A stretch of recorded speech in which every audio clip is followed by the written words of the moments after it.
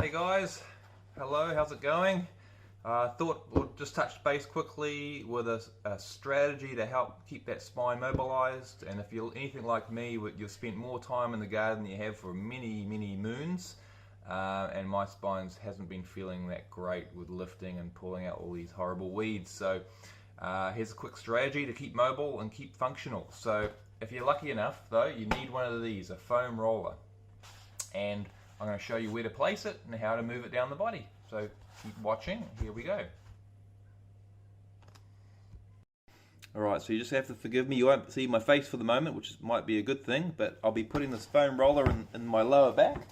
So it goes right to the base, and we're going to just slowly, using our arms to take a bit of pressure off to move up and down that lower back area, just releasing some of those muscles.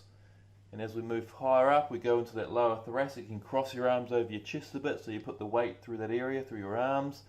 And as we go through that mid back and upper back, we're going to move our arms right over, and we're going to point them to the opposite direction we're rolling, and we're going to use our upper body weight to move through. So we're just stretching and rolling all the way down, back to the beginning. And this time we can pause and just kind of extend and flex on each segment, slowly moving down the spine. And as we do that, again, if you feel any clicks and groans, don't be too concerned. It's just a bit of the spinal joints releasing.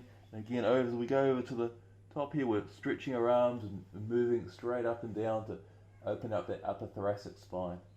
And then when we stop, whenever you feel like it, but usually I spend about 30 seconds to a minute just trying to get that sorted. So hopefully this will help you get a bit more function during this time. So you'll hear from us soon.